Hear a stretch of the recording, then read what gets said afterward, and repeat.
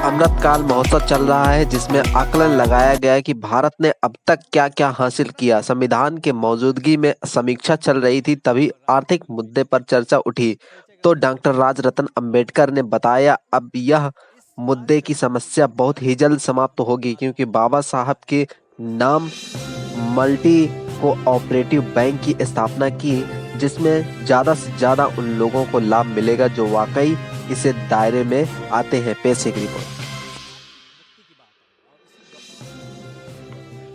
Canada में doctor Ambedkar international symposium हो रहा है। मैं भी हूँ यहीं पे और राजरत्न अंबेडकर जी भी हैं। परिचय कराने की ज़रूरत नहीं है, आप सब वाकिफ़ हैं।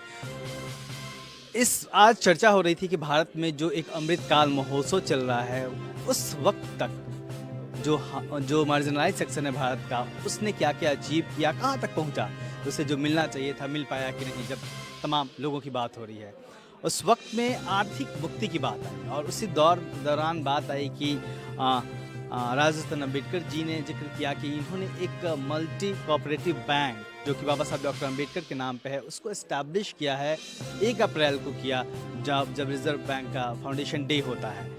ये बड़ा इंटरेस्टिंग है जो अब आपने जिक्र किया। जी। क्या है इसके बारे में बताएं जरा। देखिए हमारा ये कॉन्सेप्ट था कि बाबा साहब अम्बेडकर जी के प्रॉब्लम ऑफ रूपी पर पूरी बैंकिंग सिस्टम काम करती है।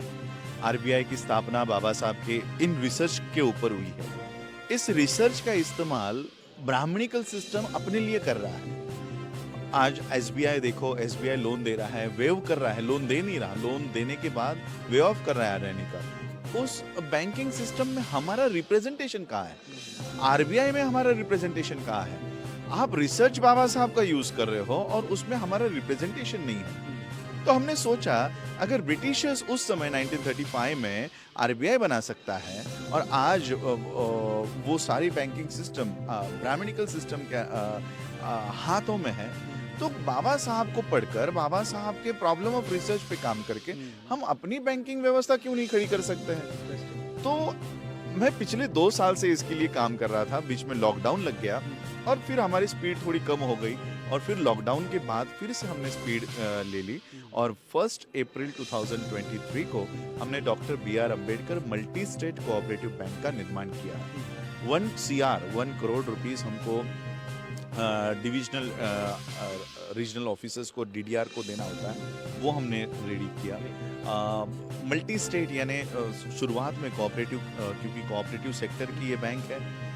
मल्टी स्टेट में हम क्योंकि इसका केंद्र बिंदु सेंट्रल ऑफिस महाराष्ट्र है, तो महाराष्ट्र के बॉर्डर के और 2 स्टेट्स हम लोगों को लेने थे। तो हमने छत्तीसगढ़ और कर्नाटक ऐसे 2 स्टेट्स और महाराष्ट्र, इन 3 स्टेट्स को लेकर हमने ये मल्टी स्टेट कोऑपरेटिव बैंक तैयार की। अब इन स्टेट्स के बाहर भी हम लोग जाने की परमिशन हमको है। अब हम पंजाब के लोगों को कहेंगे, यूपी के लोगों को कहेंगे, बाकी सभी स्टेट्स के लोगों से यही अपील करेंगे कि हम जो अपना पैसा ये ब्राह्मणिकल सिस्टम में रख रहे हैं, कमाई हम कर रहे हैं, मेहनत हम कर रहे हैं और हमारे सारे मेहनत का पैसा जिन बैंक्स में हम रखते हैं, वो बैंक ना तो हमारे इकोनॉमी को बढ़ाने के लिए मदद कर रही है, ना हमारे एजुकेशन को बढ़ाने के लिए मदद कर रही है। आज हमारे बच्चों को एजुकेशन लोन तक नहीं दिया जाता। यानी हमारा मेहनत का पैसा आपके बैंक में रखना है, लेकिन हमको उसका इस्तेमाल करने नहीं देना है। जरूरत पड़ी, मतलब इससे क्या करना चाहते हैं? इससे जरूरत ये पड़ी कि हम राजनीति में नारा देते हैं कि वोट हमारा, राज तुम्हारा नहीं चलेगा। हमने ये नारा इकोनॉमी के लिए थोड़ा सा बदल दिया। जैसे वोट हमारा और राज तुम्हारा नहीं चलता, उसी तरह से नोट हमारा, बैंक तुम्हारा नहीं चलेगा। बैंक भी हमारा होगा और उस बैंक में जो पैसे हमने कमाए हैं वो हम अपने प्लेटफॉर्म पे रखेंगे, अपने बैंक में रखेंगे और हमारे कम्युनिटी के बच्चों को एंटरप्रेन्योरशिप के लिए, एजुकेशन के लिए उनको अपलिफ्ट करेंगे। यानी हमारे पैसों से अडानी अंबानी की जो सिस्टम्स खड़ी हो रही थी, वो नहीं होकर वो अब हमारे ही लोगों की ये सिस्टम्स बनेंगी। इस तरह से हम काम कर रहे हैं। जब बैंक की बात आती है तो एक सबसे पहली बात आती है विश्वास की। जी। कोई एक नया आदमी है, उसको स्टेट बैंक में अपने पैसे डालने में, पंजाब नेशनल बैंक में पैसे डालने में सोचना नहीं है जी। तो वो यकीन कैसे लेके आएंगे? क्योंकि वो बड़ा इम्पोर्टेंट है। नहीं, इसलिए हमने इसको कोऑपरेटिव एक्ट में तैयार किया। हमने इसको किसी एक के मालिकाना नहीं रखा, हमने महाराष्ट्र से 4000 शेयर होल्डर्स इकट्ठा किए, कर्नाटक से 4000 शेयर होल्डर्स इकट्ठा किए और छत्तीसगढ़ से 4000 शेयर होल्डर्स इकट्ठा किए। अब ये बैंक किसी अकेले की नहीं है, ये बैंक है इन चार यानी 12,000 लोगों की ये मालिकाना बैंक है। वही 4,000 शेयर होल्डर्स हम पंजाब में तैयार करेंगे, हम अन्य राज्यों में तैयार करेंगे, दिल्ली में तैयार करेंगे, यूपी में तैयार करेंगे। 4,000 लोग 4,000 शेयर होल्डर्स जो 2,500 रुपए, इसका कानून मैं आपको थोड़ा सा लोगों को भी समझाना चाहूंगा ताकि लोगों को पता चले। ये बैंक अगर आपको आपके स्टेट्स में दाखिल करनी है, लानी है, तो आपको उस स्टेट में 4,000 शेयर होल्डर्स बनाने पड़ते हैं। 4,000 शेयर होल्डर्स ये उस बैंक के मालिक होते हैं और वहां पर एवरी ईयर उनकी इलेक्शंस होती है, उनमें से इलेक्शंस होती है जो इस बैंक को गवर्न करेंगे, चलाएंगे। अब मेरे पास जो लोग इस बैंक को चलाने वाले हैं, हम इस बैंक को नहीं चला रहे हैं, हमने इस बैंक को निर्माण किया है, चलाने का काम आरबीआई में जो हमारे लोग हैं काम कर रहे हैं, अन्य बैंक में जो जनरल मैनेजर पे गए हैं, ये पूरी बैंकिंग सिस्टम में रहे हैं, जो जानते हैं। क्योंकि हम अगर चलाए तो हम इसको 2-4 साल में ही बंद करवा देंगे, तो हमने इसको प्रोफेशनलिज्म के तौर पे चला रहे हैं और जितने भी बैंकर्स हमारे कम्युनिटी के हैं, ये उनके हाथ में दिया है कि इसको चलाना है। 3 साल में मैं इस बैंक को इनकी कैटेगरीज होती है ऑडिट में कि ए कैटेगरी में लानी है। अब 3 साल में हम इसको ए कैटेगरी में लाएंगे, 3 साल ए कैटेगरी में चलाने के बाद 3 साल ये मल्टी स्टेट के नाम से चलेगी, 3 राज्यों में चलेगी, उसके बाद ये नेशनलाइज बैंक के ओर आक्रमण करेगी। तमाम लोग लाइक चंद्रभान प्रसाद जैसे लोग लगातार दलित बैंक की बात करते रहे हैं, आपने भी सुना होगा जी संभवतः, तो वो चीज़ें सक्सेस नहीं हो पाई। वो तमाम लोग और भी आए हैं कि जो सारे बिजनेसमैन हैं वो पैसे दें। इसमें आप लोगों ने किस तरीके से तैयार किया लोगों को, जो अब 4,000 लोग बता रहे हैं कि एक स्टेट में हैं, कौन लोग हैं? ये सारे डाउन ट्रॉडन लोग हैं। मेरे पास एक आदमी के पास क्या शेयर है, उसको कितना पैसा देना है? एक आदमी को पूरे लाइफ टाइम में सिर्फ 2,500 रुपीज देना। मेरे पास ऐसे लोग थे कि हमारे 2.5 लाख लेके जाओ, मैंने कहा हमको आपके 2.5 लाख नहीं चाहिए। एक आदमी को एक ही शेयर मिलता है, यानी किसी का इस पे होल्ड नहीं होगा कि ये मेरी फैमिली बैंक है। मेरे खुद के 2 शेयर हैं, मेरे और मेरे बीवी के। मेरी बच्ची के भी शेयर नहीं है क्योंकि वो 18 साल के ऊपर नहीं है, तो हमारे 2 शेयर है। तो कल को इस बैंक को निर्माण करने के बाद कोई ये क्लेम नहीं कर सकता कि राजरत्न अंबेडकर की बैंक है कल को।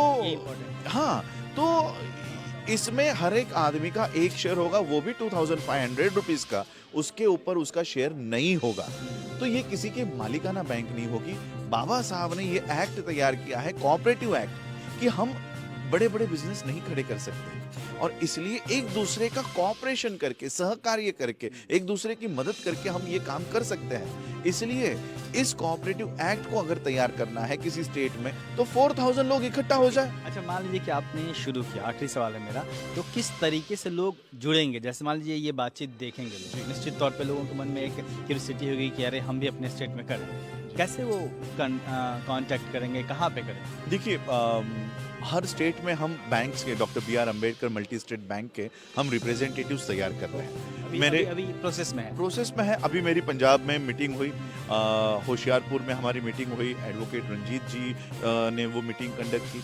उनके पास अब हम वो शेयर्स के फॉर्म दे रहे हैं। तो अलग अलग जैसे आपका मीडिया है, उसी तरह से मीडिया में हम बताएंगे कि ये हमारे रिप्रेजेंटेटिव्स हैं। मेरे फेसबुक पेज पे मैं सबके नंबर्स भी मैंने उनको देकर रखे हुए हैं कि अगर कर्नाटक में बात करनी है तो किन से बात करनी है, तो ये रिप्रेजेंटेटिव्स हम देंगे। फेसबुक पेज पे अगर कोई फॉलो करे तो वहाँ से उनके स्टेट के बारे में जानकारी यस, हर स्टेट में अब इसकी हम लोग एक विधिवत वेबसाइट तैयार करेंगे और हर स्टेट के जो रिप्रेजेंटेटिव्स है, और किसी को शेयर होल्डर होना है तो फॉर्म वहीं पर मिल जाएगा।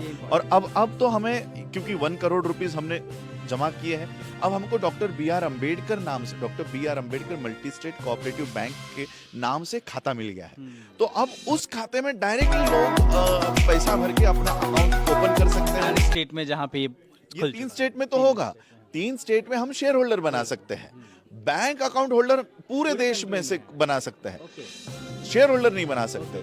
लेकिन शेयर होल्डर बनाने की भी प्रक्रिया, क्योंकि मैंने आज अकाउंट में खाता ओपन कर सकते हैं। खाता ओपन पूरे भारत से कहीं से भी कर सकते हैं। अगर मान लीजिए कि मैं मुझे खाता खोलना है और मैं बिहार के किसी गांव में हूँ या फिर लखनऊ में हूँ, तो मुझे कहाँ जाना है बैंक? हमने इसलिए एक रूल बनाया है कि जिस तहसील से 500 बैंक होल्डर्स मिल जाए वहां पर एक ब्रांच वहीं पर खोल देंगे। हम ब्रांच में जाते हैं। हाँ, ब्रांच में जाता है। उसके बाद हमारे पुणे के आईटी प्रोफेशनल हैं, उन्होंने ये मेरा कॉन्सेप्ट सुन के मुझे फ़ोन किया।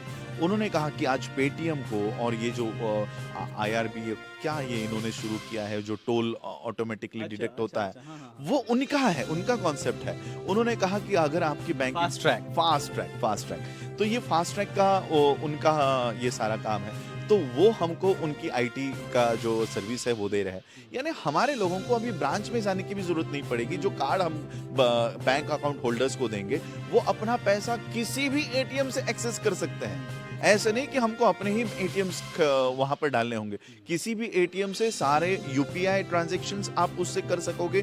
वीजा हो या रुपी हो, ये सारा उसको उस कार्ड में मिल जाएगा।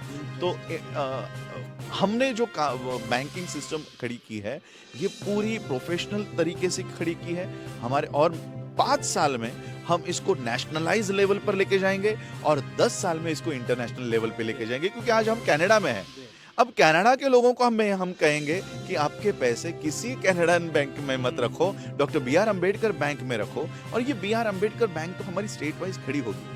मेरा विजन हमेशा ये है कि अगर बाबा साहब के प्रॉब्लम ऑफ रुपी पर रिजर्व बैंक ऑफ इंडिया बन सकती है तो बुद्धिस्ट बैंक ऑफ इंडिया भी बन सकती है, आरबीआई बन सकती है तो बीबीआई क्यों नहीं बन सकती।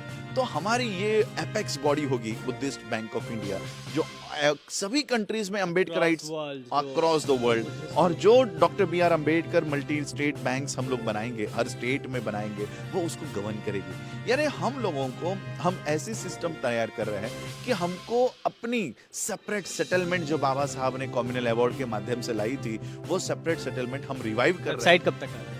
वेबसाइट एक 6 महीने तक हम लोग इसको अपग्रेड लेवल पे लेकर आ जाएंगे, और 6 भी नहीं 3 महीने में ये पूरी बन जाएगी वेबसाइट। और वेबसाइट के माध्यम से सारे ट्रांजैक्शंस और पूरी प्रोफेशनल तरीके से मेरा विजन ये है। स्टेट बैंक ऑफ इंडिया एक नेशनलाइज बैंक है, State Bank of India, Central Bank of India, इसके बगल में हमारी doctor B R Ambedkar bank बैठे, इस तरह से हम काम कर रहे हैं। बहुत शुक्रिया। और वो जो सपना है, जब कोई व्यक्ति सपना देखता है और उसके बारे में बातें करता है तो उसके चेहरे पे दिखती है खुशी, और बहुत चीज़ें होती है बताने को। फिलहाल बड़ा कदम है, आर्थिक मुक्ति की बात अब हो चली है, क्योंकि रिजर्वेशन से जितनी नौकरियां मिलनी थी संभवतः मिल चुकी हैं, अभी मिलती रहेंगी। लेकिन जब तक आप बिजनेस की तरफ नहीं बढ़ेंगे, आर्थिक मुक्ति के बारे में नहीं सोचेंगे, तब तक इस सिस्टम में बाहर निकल के और रूल करने की स्थिति में नहीं आएंगे।